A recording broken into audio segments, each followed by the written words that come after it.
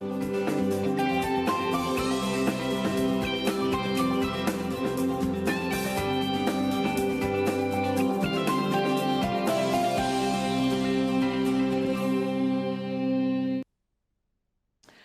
Back. और अभी हम ये बात कर रहे थे ब्रेक पर कि जो ट्रेंड है टेलीविज़न पर भी वही ट्रेंड नज़र आता है, लेकिन जो मसाइल हैं उससे लोग बचते हैं। शायद उसमें रेटिंग नहीं आती, शायद उसमें आप देखना नहीं चाहते या बहुत से लोग बात नहीं करना चाहते। हम लेकिन अपनी जिम्मेदारी समझते हुए ये टॉपिक डिस्कस करना चाहते हैं, क्योंकि हम कराची में होने वाली तबाहकारी, कराची में जो डिटोरिएशन है ओवरऑल, सिर्फ सैलाब के बाद की मैं बात नहीं कर रही, जो रफ्ता रफ्ता कराची बदहाल होता जा रहा है उसके बारे में भी बात करेंगे। और आजकल खुसूसी तौर पे जो कराची वालों की जानें ली जा रही हैं, स्ट्रीट क्राइम, बढ़ता हुआ स्ट्रीट क्राइम, और उस पर अजीब व गरीब किस्म के और मज़ाया खेज़ जो स्टेटमेंट्स आ रहे हैं उस पर हम बात करेंगे। हमारे साथ मौजूद हैं डॉक्टर मोहम्मद इमरान, आप सब जानते हैं इनको माइंड साइंसेस के हवाले से, और एक आम कराची वाले की नफ्सियात की क्या सूरत हाल है वो हम आज आपसे जानेंगे। और साथ में क्या ये नफ्सियाती लोग, मुझे तो लगता है कि हम सब नफ्सियाती हो चुके हैं, अपने लिए या दूसरों के लिए कुछ कर सकते हैं। और हमारे साथ मौजूद हैं जी हसन बेग साहब, जिनको आप सोशल मीडिया पे काफ़ी बातें करते हुए सुनते हैं, काफ़ी शिकायतें भी वो करते हैं और काफ़ी ऐसी चीज़ें कहते हैं जो मेक सेंस करती हैं, लेकिन शायद लोगों के कान तक पड़ती नहीं है या जाती हैं और दूसरे कान से निकल आती हैं। हसन बेग साहब अस्सलाम वालेकुम। तो ये कराची की जो सूरत हाल या कराची का जो एक मुकदमा हर कोई लेके चल रहा है, आप भी सोशल मीडिया एक्टिविस्ट हैं, सोशल इन्फ्लुएंसर हैं, क्या चीज़ आपने असेस की है, देखी है, जो आपके दिल को लगती है जब आप वीडियोस बनाते हैं? नहीं, सबसे पहली बात तो ये है कि कराची का मुकदमा तो कोई भी नहीं लड़ रहा। कराची का मुकदमा अगर कोई लड़ रहा नहीं, इंडिविजुअल लड़ रहे हैं इसी तरह। हाँ, एक बंदा खड़ा होता है अपने तई लड़ने की कोशिश, वो बेचारे लड़ते लड़ते मर जाते हैं। आप देख रहे हैं ना, आप रोजाना की बुनियाद पे जो है जो मोबाइल छीनने आ रहे हैं वो मार के भी जा रहे हैं। और अफसोस मुझे ये होता है कि एडिशनल आईजी स्टेटमेंट दे देते हैं कराची में कोई इतना स्ट्रीट क्राइम नहीं है, कराची के शहरी वावेला ज़्यादा करते हैं और इससे ज़्यादा क्राइम जो है और सिटीज़ के अंदर है। मैं बोलता हूँ चले नहीं है क्राइम, अगर एक शख्स भी लड़ रहा है ना तो आप मनसब पे बैठे में, आपकी रिस्पॉन्सिबिलिटी है। अभी मैं जब वो इसलिए कह रहे हैं क्योंकि जो उनको रिकॉर्ड दिखाए जाते हैं ना उसमें नहीं बढ़ा हुआ ना स्ट्रीट क्राइम, जो पिछले महीने था वही अब है। नहीं, वो तो रिकॉर्ड दिखाए अभी जाते हैं। आप किसी कोई भी लड़का, कोई भी कराची का शहरी अगर एफआईआर कटवाने जाता है, उसकी एफआईआर नहीं काटी जाती, उसकी सिर्फ एप्लीकेशन ले ली जाती है, बोलते हैं हमारा रिकॉर्ड खराब हो जाएगा, हमें मना किया गया है। अभी मैं जब आपसे शो में आ रहा था तो मैंने ऐसे मोबाइल स्वैप किया, तो कल रात की बात है, असद जाफरी एक बहुत बड़े मारूफ नात ख्वां हैं, वो अपने इवेंट से वापस आ रहे थे, उनको ज़ख्मी कर दिया गया, उन्होंने मज़ामत की तो उनके गोली मार दी गई। अभी आईसीयू के अंदर अपनी ज़िंदगी और मौत के बीच में वो खड़े हैं। 4 दिन पहले शारा फैसल पे एक लड़के के सर पे गोली मार दी, बीच में यहाँ पर सर पे गोली मार दी, कोई पूछने वाला नहीं है यार। पुलिस ने जौहर में एक लड़के को मारा, उसके बाद आधे घंटे तक वो उसकी जेबें टटोलते रहे कि उसकी जेब में कितने पैसे हैं, कोई पूछने वाला नहीं है, यहाँ पे कोई बोलने वाला नहीं है। लोग कहते हैं कि कराची लावारिस है, मैं बोलता हूँ कराची लावारिस नहीं है, कराची को लोगों ने अपने बाप की जागीर समझा हुआ है। जिसका मर्जी आती है वो आकर यहाँ पर जो है इस शहर का अमन खराब करता है, इस शहर को लूटता है। अब इस यहाँ के शहरी घूमता है, कोई भी तस्वीरें आ रही हैं, फेसबुक आईडीज आ रही हैं लोगों की, वो शख्स जो है वो फेसबुक पे मौजूद है लेकिन वो अभी तक पकड़ा नहीं गया है। ये अफसोस का मुकाम है।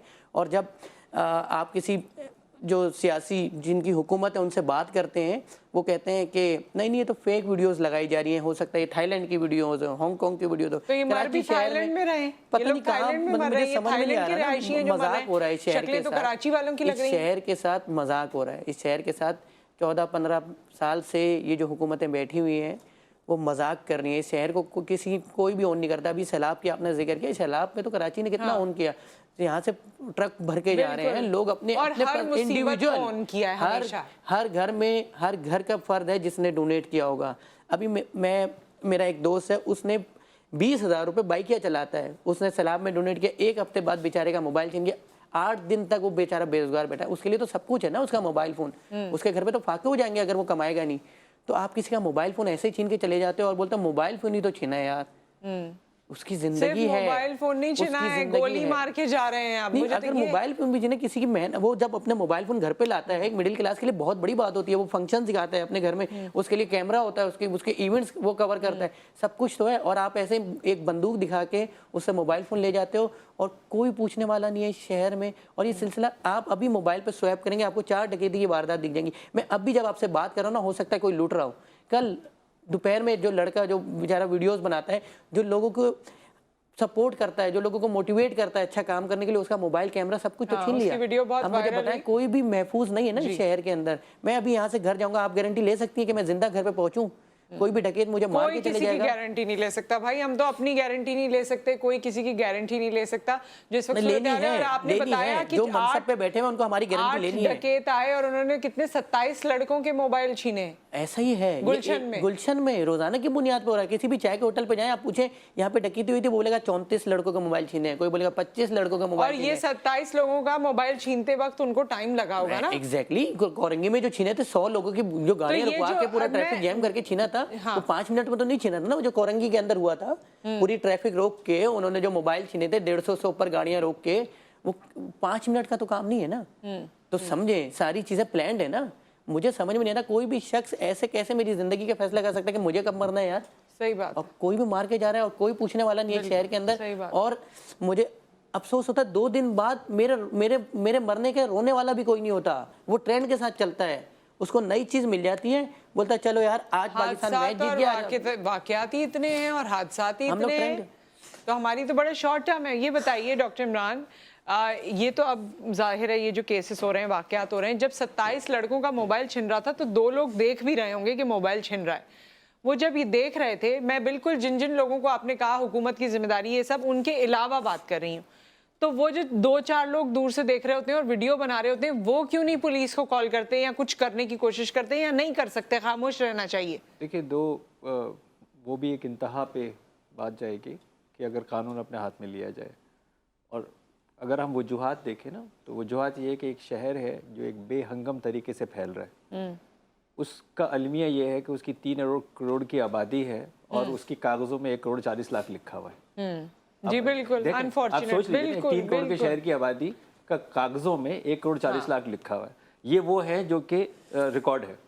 दूसरा, कितने हजारों लोग यहाँ आते हैं रोज और कितने हजारों लोग यहाँ से वापस जाते हैं, वो सब अनअकाउंटेड है। यानी एक ये शहर के अंदर लाखों लोग मूव करते हैं, लेकिन कोई नहीं पता कि ये कौन है। दूसरी तरफ कानून एक लंबी नींद तान कर सो रहा है, जिसको ये नहीं मालूम कि कौन आ रहा है, कौन जा रहा है, कौन क्या कर रहा है। तो ये तो हमारे एक शहर की एक हकीकत है। दूसरी तरफ अगर किसी ने कुछ किया, कानून ऐसा जागता है, यानी अगर मैंने किसी को होल्ड कर लिया, किसी को मैंने पकड़ लिया, किसी की मैंने गवाही देने के लिए पहुंच गया, किसी को मैं थाने में लेके जो है वो चला गया, वो ऐसा कानून जागता है।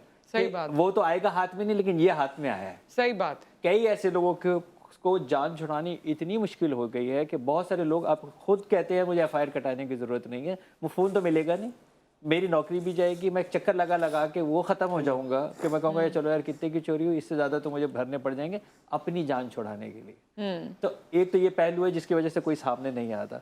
दूसरा ये कि उनको मालूम है कि वो दन दनाते हुए, बेटा हमारे माशरे के अंदर जो कत्ल करता है वो जेल से बाहर निकलता है, उस पर फूल निछावर होते हैं और मीडिया दिखाता है। उसके बाद कौन जाएगा उसके खिलाफ गवाही देने के लिए, कौन जाएगा ये बताने के लिए कि मैंने अपनी आंखों से इसको जो है वो देखा है। तो जब अगर एक हरा भरा खेत हो, उसके अंदर फसल तैयार हो, फल उतरने वाले हो और वहाँ कोई रखवाली करने वाला ना हो और वहाँ जानवरों को आज़ाद छोड़ दिया जाए, तो जानवर उस खेत के जो तहस तहस करेंगे, वो इस शहर का हाल है। बिल्कुल एग्जैक्टली इसी शहर का जो हाल है। दूसरी तरफ भी अगर आप चले जाएं, जिस पुरतशद्दुद नस्ल को हम परवान चढ़ा रहे हैं अपने घरों से लेके अपने इदारों तक, ये करने वाले की भी तो कुछ साइकी होगी ना। ये तो ठीक है एक तरफ कानून, मैं तो एक बात ही सोचता हूँ, नहीं तो क्या जॉबलेस होना या लोग, ये क्या कौन लोग हैं, ये कुछ पता चलता है कि ये कौन लोग हैं? क्योंकि कोई कहता है जी लोगों के साथ इतना जुल्म हो रहा है, लोग जॉबलेस हैं, कहाँ खाएं कहाँ से? वो कहते हैं या तो हमें मार दो या हम किसी को मार देते हैं, ये रीजन है। या फिर दूसरा एंगल ये आता है कि जी इतना नशा आवर दवाएं हैं, अद्वियात हैं, नशे में ये लोग बाहर निकलते हैं और इनको तो याद भी नहीं रहता हमने कितने लोग मार दिए। ये है क्या? देखें, आए दिन जो भी डकैत की वीडियोस आप देखते हैं जो पकड़े जाते हैं, वो नशा ही होता है।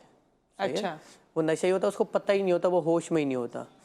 और दूसरी बात ये जो लोग कहते हैं, उसके बाद लोग छोड़ते नहीं है। मैंने वीडियोस में देखा, कहते हैं मार दो, अब इसको मार दो। इस नहज पे आ गया एक आम आदमी। पिछले 1 हफ्ते के अंदर 8 लोगों को लोगों ने मार दिया है पकड़ के। लोगों के अंदर गुस्सा बहुत है ना, लोगों के अंदर गुस्सा बहुत है, क्योंकि इदारे तो काम नहीं कर रहे ना। जिनका काम है वो सही तरह काम करेंगे तो आवाम को काम करने की जरूरत नहीं होगी। 8 डकैत, 8 डकैतों को जिंदा मार दिया पकड़ के लोगों ने। अब जो इदारे हैं अब उनको पता है ना कि भाई अगर इनको पकड़ के दे भी दिया तो 6 महीने बाद यही बेल पे छूटेगा और यही फिर मुझे आके लूटेगा। तो लोगों के अंदर इतना गुस्सा है, इतना, तो वो क्या कर रहे हैं, वो पकड़ के उतना मारते हैं वो मर जाता है। हाँ। अब सिलसिला ये है कि लोग कहते हैं कि ये इस वजह से हो रहा है कि नौकरियां नहीं है, जॉब्स नहीं है। देखिए जो पढ़ा लिखा शख्स है जिसके पास काम नहीं है वो ये काम कतई नहीं कर रहा, वो जो है लोगों के घरों पे खाना पहुंचा रहा है, या लोगों को घरों पे छोड़कर आ रहा है, कुछ भी कर वो रहा है। छोटा मोटा रेस्टोरेंट खोल के किसी से उधार लेके वो काम कर रहा है। हाँ। ये लोग जो है आदि गुनहगार हैं, ये लोग नशई हैं। ये जो जवाब बनाया जाता है कि जॉब्स नहीं है, नौकरियां नहीं है, इसका इससे कोई ताल्लुक ये नहीं है। जराइम पेशा ये है। जराइम पेशा है, इनका क्रिमिनल रिकॉर्ड होता है, जिसको पकड़ो उसका क्रिमिनल रिकॉर्ड है। कोई भी शहरी आप पकड़ें, किसी को भी डकैत को पकड़ें, कोई निकलता है कि ये पहले इस जगह जॉब करता था या फलाना जगह, उसका क्रिमिनल रिकॉर्ड पहले से मौजूद है। इसका मतलब ये जराइम पेशा लोग हैं, इनकी आदत हो गई है।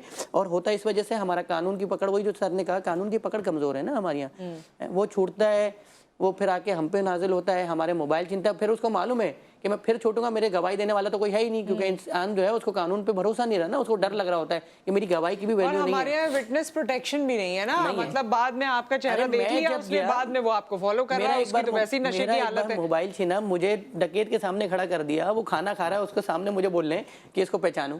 हाँ। उस सामने खुद इस तरह तो पूरी दुनिया में ऐसा नहीं होता है, एक शीशा लगा होता है जी। जिसपे वो जो है वो हमें नहीं देख सकता, हम उसे देख हम सकते उसे हैं। देख सकते हैं, ये बिल्कुल। तरीकेकार होता है। आपने बिल्कुल मुंह पे, वो खाना खा रहा था और वो मुझे बोला आओ भाई खाना खाओ। इस तरह से पहचान होती है हमारे यहाँ। हम अब एक बंदा पहचानेगा इस तरह से, और अगर वो पहचान भी लिया, अभी मेरा दोस्त है वो वीडियो में आ गया था, जिस डकैत को पकड़ा तो बोला यार मेरी तस्वीर कहीं नहीं लगाना, मैंने तुमने एफआईआर करा, बोला नहीं नहीं यार वो मुझे डर लग रहा है। एफआईआर नहीं कटवाने जाते लोग हमारी, डरते हैं, क्योंकि हमें मालूम है कि हमारे यहाँ जो पकड़ा जाता है उसको सजा नहीं होगी। हमारा कानून इतना कमजोर और है, हम उस तरह की दुश्मनियां पाल नहीं सकते। हम हमारे खाने के और बिलों के और उन्हीं झंझटों से हम निकल नहीं सकते कि हम दुश्मनी भी पालें। तो डॉक्टर इमरान, क्या फिर हम करें? मतलब ये तो बड़ी बेबसी वाली सूरत हाल है। क्या ब्रेक लेना है हमें? एक ब्रेक आ गया, ब्रेक के बाद वापस आते हैं। आप बताएं कि क्या, मैं तो हमेशा ये कहती हूँ कि इंसान का माइंड बहुत पावरफुल है, क्या ये पावरफुल माइंड बंदूक के सामने जीरो हो जाता है? उस वक्त क्या करना चाहिए? कोई माइंड पावर है या बस जो है हथियार डाल दो खत्म? इसके बारे में आप हमें बताइए इस ब्रेक के बाद।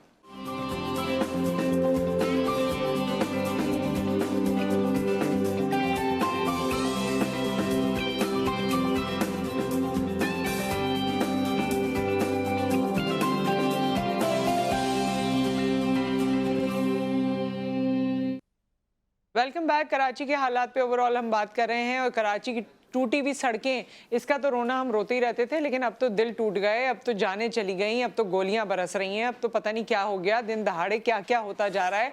जो घर का फर्द घर से बाहर निकलता है उसके लिए दिल धड़कता रहता है कि ना जाने ये वापस अल्लाह ताला खैर आफियत से रखे।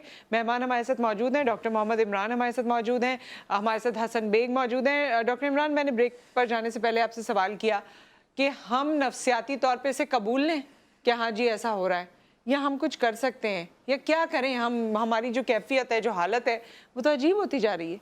देखिए, बहुत अगर हम जराइम की रोकथाम की बात कर रहे हैं तो फिर तो कल मैंने वीडियोस के अंदर देखा था, नॉर्थ के अंदर अपनी मदद आपके तहत अपनी गलियां सफाई करना और बनाना शुरू कर दिया है। तो शायद मैं तो समझता हूँ कि हमारा कोई पुरसान हाल नहीं होगा। मैं नहीं समझता कि कराची तरजीहात में किसी के भी शामिल है। हाँ, बिल्कुल। मैं नहीं समझता।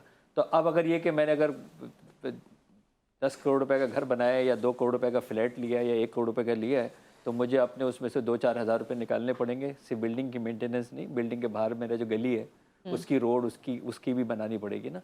उसी के अंदर चाहे वो मोहल्ला कमेटी बनाई जाए, या उसके अंदर सारे मिलके एक गाड़ी गली कोने पे रखें। तो ये इक़दाम दुकानदारों को भी करने होंगे, मार्केट वालों को भी करने होंगे, हमें भी करने होंगे, क्योंकि जिस कानून की तरफ हम इशारा कर रहे हैं कि हमें तहफ़्फ़ुज़ देगा, हमें उसको देखकर अदम तहफ़्फ़ुज़ का एहसास होता है। जी। तो इसलिए तो मुझे ये लगता है अपनी मदद आप ये तो मैं इज्तिमाई तौर के ऊपर इम्प्लीमेंटेशन की बात कर रहा हूँ। कानून का निफाज हमारे यहाँ मैं नहीं समझता कि जब काउंट ही नहीं कर, पता ही नहीं आदमी कौन है, कहाँ से आया, ये भी नहीं पता किस मुल्क का आया है। हमने तो ऐसे बहुत सारे लोग, जैसा कि जाली पीरों को पकड़ रहे थे, तो हमने तो ऐसे लोगों को भी जो है वो किसको कोई इंटरेक्शन हुआ जो यहाँ के थे ही नहीं, पाकिस्तान के थे ही नहीं, और वो यहाँ पे बहुत आराम से ऑपरेट भी कर रहे थे और सब कुछ कर रहे थे। तो एक तो अपनी मदद आपके तहत होगा।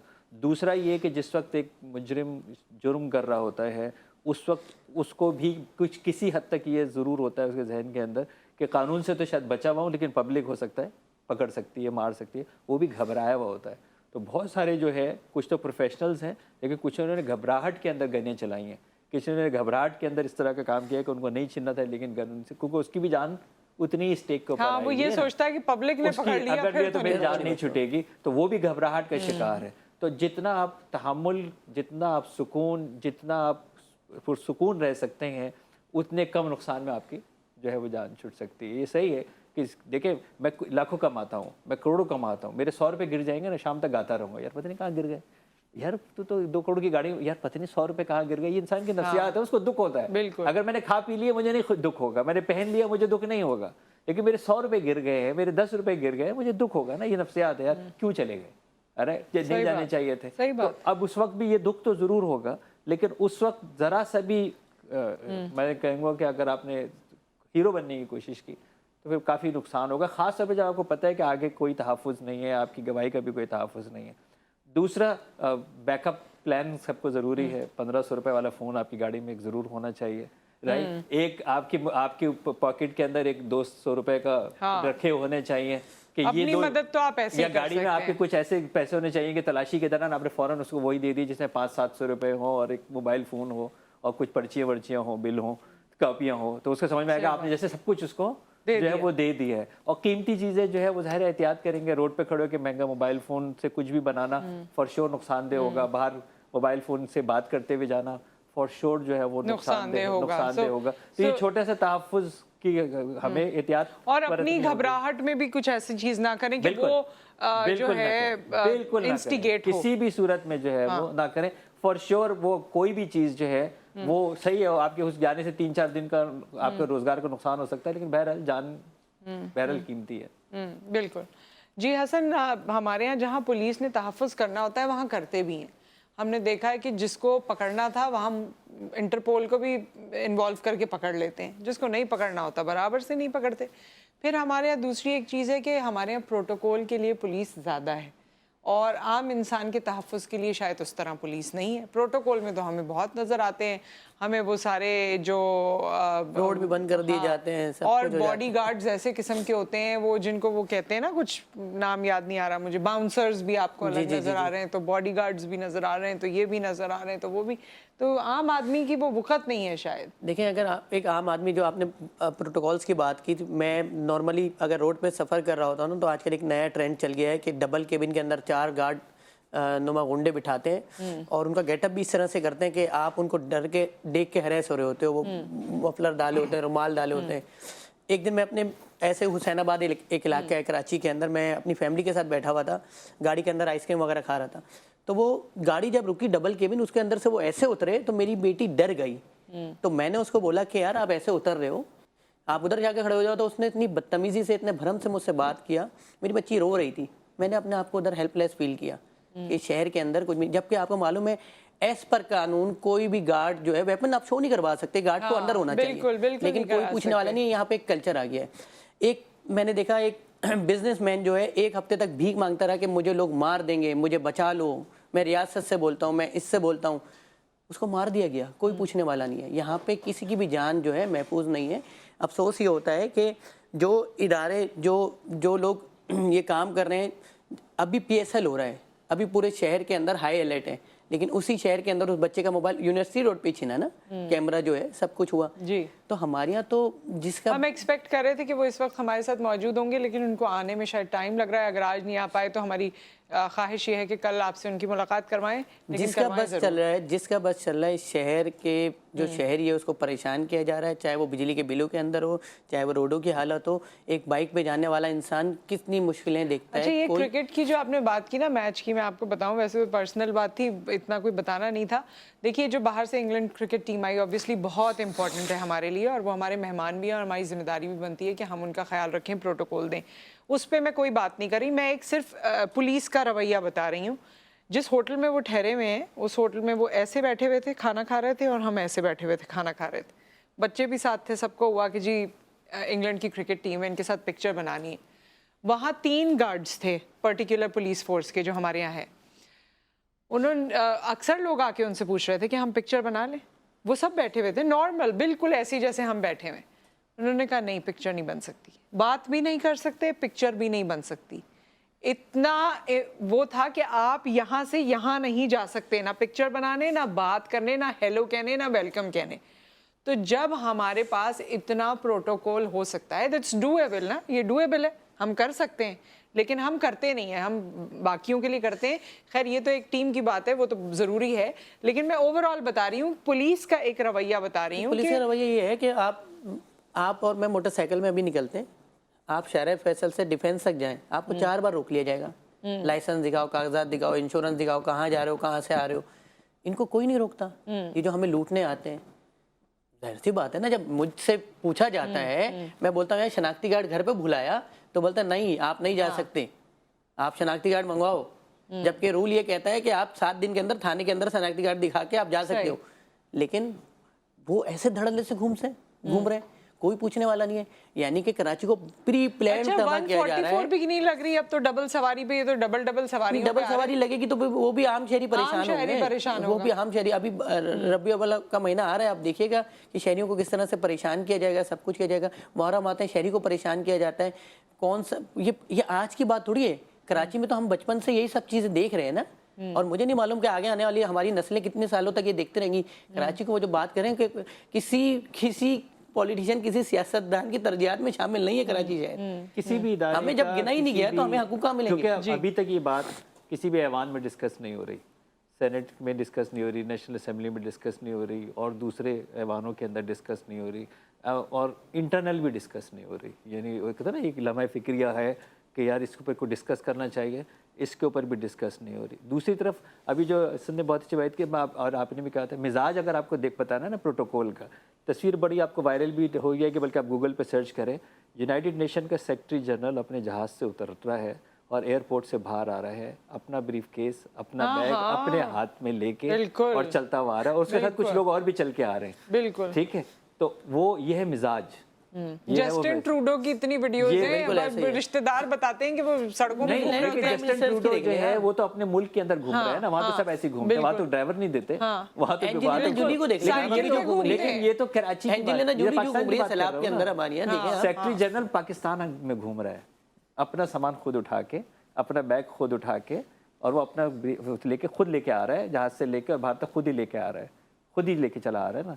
तो वो जब हमारे अंदर ये आ जाएगा कि हम तफरीक नहीं है, हम किसी से बड़े नहीं हैं, हम बराबर हैं, तब तो ये बात होगी। तो हम तो बराबर नहीं है ना, मतलब ये 2 क्लास हम तो आला हैं, कोई आला है, कोई अदना है। गुलाम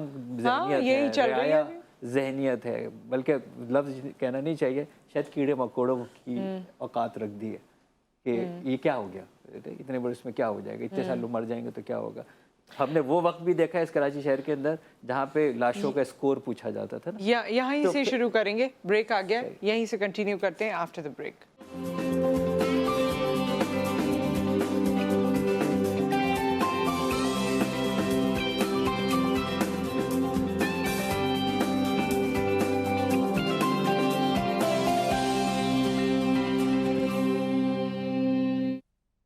वेलकम बैक। कराची के हालात, कराची में मारामारी, कराची में मरने वाले और इस तरह की बहुत सी बातें इस वक्त हम कर रहे हैं। डॉक्टर मोहम्मद इमरान हमें ब्रेक पर जाने से पहले ये बता रहे थे कि वो ज़माना था, मुझे भी याद है, जब रोज़ टारगेट किलिंग होती थी और लोग कहते थे स्कोर कितना था आज का। जी ऐसे ही, और उसका भी दिफा इस तरह किया जाता था कि कराची में पता नहीं कितने थाने हैं और चंद थानों का, यानी मतलब चंद पुलिस वाले ही उतने नहीं हैं जितने मसाइल हैं। हाँ, चंद थानों का ये रिकॉर्ड है, बाकी थाने जो है उसके अंदर बहुत अमन व अमान है। यानी इंसानी जान की कीमत जो है वो क्रिकेट के स्कोर की तरह शायद रोज़ पब्लिश हुआ करती थी, और इस पे भी मतलब जोन नहीं रेंगती थी, या आप ये भी कह सकते हैं कि ये न्यूज़ नहीं है, यानी ये न्यूज़ नहीं है। न्यूज़ तो थी मगर उस वक्त इसमें वो एक हाईलाइटर न्यूज़ होती है ना, तो न्यूज़ क्या होती है जिसपे फिक्र हो जी, हम उसको न्यूज़ कहते हैं। न्यूज़ का पर्पस क्या है कि ये लम्हे फिक्रिया है ना, कि यार ये खबर आ गई है तो ये लम्हे फिक्रिया है, तो वो इस हिसाब से न्यूज़ नहीं थी। अच्छा, ये वीडियोस और ये सारी बातें सुन के, और जाहिर है हम शोज भी करते हैं, इसका क्या असर होता है एक आम औरत पे जो हमें देख रही है, एक आम मर्द, एक बच्चा जो हमें देख रहा है, क्या डीमोरलाइज हो जाते हैं? देखिए, दो तरीके से अगर एक इंसान के ऊपर एक खौफ की कैफियत आ रही हो कि मेरे साथ कुछ भी हो जाएगा, राइट, वो गाड़ी कैसे चला रहा होगा, वो कंप्यूटर पे कैसे काम कर रहा होगा, राइट? वो खाना कैसे खा रहा होगा, आप सोचिए ना। जो इस वाली या फिक्र होगी, एक सैडनेस हो जाती है, सैडनेस, यानी वो उसको अंदर एक खौफ है ना। कुछ का इजहार इस तरह होगा जैसे मैंने करके बताया, और कुछ का इजहार इस तरह होगा कि वो अंदर से खौफ के अंदर बेअमल होना शुरू हो जाएगा। वो कोई प्रोग्रेसिव, कंस्ट्रक्टिव, प्रोएक्टिव काम करने के काबिल नहीं रहेगा। ये एक पहलू है। दूसरा ये है कि ये जो देख रहे हैं उनको एक ये रास्ता भी समझ में आएगा। हो सकता है एक ब्रेक पॉइंट होता है आदमी का, हलाल और हराम का एक ब्रेक पॉइंट आ जाता है। वो कहता है कि यार 25-30 हज़ार बहुत है, अल्लाह का शुक्र है। फिर कहता है यार मसाइल इतने हैं, इस मुल्क में कुछ नहीं होगा, इस शहर में कुछ नहीं होगा, मेरे पुरसाने हाल कोई नहीं होगा, ये लाइन क्रॉस कर लेता हूँ। और वो फिर वो उस लाइन के ऊपर होता है जहाँ पीछे तरबियत करने वाला ना हो, सही गलत बताने वाला कोई ना हो। तशद्दुद हमारे यहाँ काबिल कबूल समझा जा रहा है, चीख के बोलने वाले की सुनी जाती है अनफॉर्चुनेटली। जो घर के अंदर भी जो बच्चा या बच्ची दलील से बात कर रहे हो उसको तुम चुप रहो, और जो चीख के बोल रहा होता है ना उसका हाँ पहले इसकी सुन लो। ये हम ये तरबियत साजी कर रहे हैं, ये कारखाना हम लगा रहे हैं जिसके अंदर हम इस तशद्दुद को अपने घर से परवान चढ़ा रहे हैं। और यही वो तशद्दुद है जो अब सड़कों पे नज़र आना शुरू हो गया। फिर ज़ाहिर एक मनशियात का आज़ादाना इस्तेमाल और आज़ादी से मिल जाना वो एक और कैटलिस्ट का काम कर रहा है। अभी तक भी मैं ये कह रहा हूँ मेजॉरिटी छीनने वाले रोज़गार की वजह से नहीं काम कर रहे। मैं 100% इस बात की तायद कर रहा हूँ, क्योंकि वो क्रिमिनल माइंड है। देखे 16-18 घंटे का रोज़ा रखता है मुसलमान, और सामने खाना रखा होता है, नहीं खाता ना, सिर्फ इसलिए कि वो देख रहा है। तो अभी भी मेजॉरिटी ये है कि वो देख रहा है। लेकिन जब आपका माउफ हो जाता है ना, जब जज्बात पे माउफ हो जाए, हीरोइज्म पे माउफ हो जाए, मंशियात पे माउफ हो जाए, और पीछे मैं अगेन फिर दोबारा ये बात कह रहा हूँ, घर के अंदर मैं ये पूछ रहा हूँ कि ये जो करते फिर रहे हैं इनके माँ बाप नहीं है क्या? इनके बहन भाई नहीं है क्या? बीवी बच्चे नहीं है क्या? इनके चाचा मामे पूछ नहीं रहे वो कहाँ से आ रहा है, क्या हो रहा है? नहीं है क्या? ऐसा तो नहीं हो सकता ना कि ये अकेले दुनिया के अंदर आए थे और इनका कोई नेटवर्क नहीं है। वो नेटवर्क क्या कर रहा है? वो लोग जो है वो क्या कर रहे हैं ना, जाली दवाई बनाने वाला कभी नहीं सोचता कि मेरा बेटा भी जाली दवाई खा के एक दिन मर जाएगा। ये क्यों नहीं सोच रहे कि ये वाला हमारे साथ भी होगा, हमें भी कोई छीनेगा, हमें भी कोई मार के जो है वो चला जाएगा। मार देते हैं ना लोग, इसीलिए तो इसीलिए देखें आजकल जो हालात है ना, आजकल मैं अगर अपने घर के बाहर गाड़ी खड़ी कर रहा हूँ तो मुझे ये नहीं पता कि उसके साइड मिरर कब चोरी हो जाए, उसकी बैटरी कोई भी निकाल के चले जाएगा। इवन डैशबोर्ड चोरी हो जाते हैं। आप नए सिलसिला निकला है, गार्ड की कुर्सी भी चोरी हो जाती है। हाँ, गाड़ी सीरियसली अभी आपकी फुटेज में एक वीडियो चुरा के ले जाते हैं। अभी मैं फुटेज में वीडियो देख रहा था, वो जो पेट्रोल पंप के अंदर चोरी हुई है, वो उसकी गार्ड की बंदूक ले गए और दंदनाते हुए घूम रहे हैं। बंदूक, इतनी बड़ी बंदूक लेके वो मोटरसाइकिल पे जब जा रहा होगा तो 6 लोगों ने तो देखा होगा ना, 10 लोगों ने तो देखा होगा, कोई मोबाइल तो पास से गुजरी होगी, किसी ने भी नहीं देखा, किसी ने भी नहीं रोका उसको। अभी मार्केट के अंदर मैंने उसने बताया कि जी उसके कह लेगा रोज गैस के मीटर चोरी करके लेके जा रहे हैं। मेरे ख्याल गैस के मीटर की क्या करेगा? कह रहे उसके अंदर ऊपर शायद कॉपर की या ब्रास की कोई जो वो है ना नॉट, बस उसको निकालने के लिए पूरा गैस के मीटर चोरी करके गैस के मीटर चोरी कर लेते हैं। गैस के मीटर जो है वो चोरी करके ले जाते हैं, और दिन में करते हैं, वीडियोस आ जाती हैं, कैमरे में आ जाता है। देखिए वो ये सारे वो लोग हैं जो नशे हैं, वो बेसिकली वो उनको जो तलब हो रही होती है ना, वो तलब पूरी करने के लिए वो जो गैस का मीटर है उनके लिए 50 रुपए का भी बिकेगा ना, उनकी वो एक वक्त की खुराक चाहिए बस उनको, वो कितने का भी बिके। और अफसोस ये है कि उनको पता है कि कोई भी पकड़ेगा मुझे, मैं जितने पैसे मैंने कमाए हैं उसमें से आधे उसको दूंगा, वो छोड़ देगा मुझे, वो पकड़ ही नहीं सकता। रेड जोन के अंदर अब्दुल्ला शाह गाजी का पूरा एरिया रेड जोन है, राइट लेफ्ट सारा हाईली अलर्ट रेड जोन है, कॉन्सुलेट्स हैं, सारे कुछ है, राइट। इवन कॉन्सुलेट्स की दीवारों के आगे मैं आपको ये दिखाता हूँ रोड पे कंजम्पशन होते हुए, कैसे कैसे कैसे राइट। ये बहुत, और इसी सवाल पे अब हम अपने प्रोग्राम को क्लोज करेंगे, वक्त यहाँ खत्म हो गया। शायद आप आखिरी कोई जुमला बोलना चाहते हैं, जल्दी से बोल दीजिए। बस मैं ये बोलूँगा कि जो इदारे हैं जो कराची को देखते हैं, जो कराची में जिनकी हुकूमतें हैं, बस शहरी बहुत नाराज़ है, बहुत परेशान है। कराची हमेशा से लावारिस रहा है, कराची का कोई पुरसाने हाल नहीं, लावारिस तो नहीं रहा। कराची पूरे मुल्क को ओन करता है, लेकिन कराची के शहरी को कोई ओन नहीं करता। कराची का वो शहरी जो बेचारा मोटरसाइकिल पर सफर करता है, उसकी जान की कीमत आज एक गोली की कीमत के बराबर है। और ये जान लें सब लोग, बहुत बहुत शुक्रिया आप दोनों की तशरीफ आवरी का। सिर्फ जाते जाते कि अगर कराची बर्बाद हुआ या होता गया तो मैं कहना नहीं चाहती, लेकिन उसका असर पूरे मुल्क पे पड़ेगा, क्योंकि 70% मोर और लेस बिजनेस यहाँ से जनरेट होता है। 70% यहीं की इकोनॉमी है और यहीं का कारोबार है जो पूरे मुल्क में जाता है। को भी देता है। सो ये है कि अगर कराची को कुछ हुआ तो पूरा मुल्क भी सेफ नहीं रह पाएगा। तो इसलिए अभी वक्त है कान धर लीजिए, आंखें खोल लीजिए। अपना ख्याल रखिए, दुआओं में याद रखिए। फिर मुलाकात होती है। अल्लाह हाफ़िज़।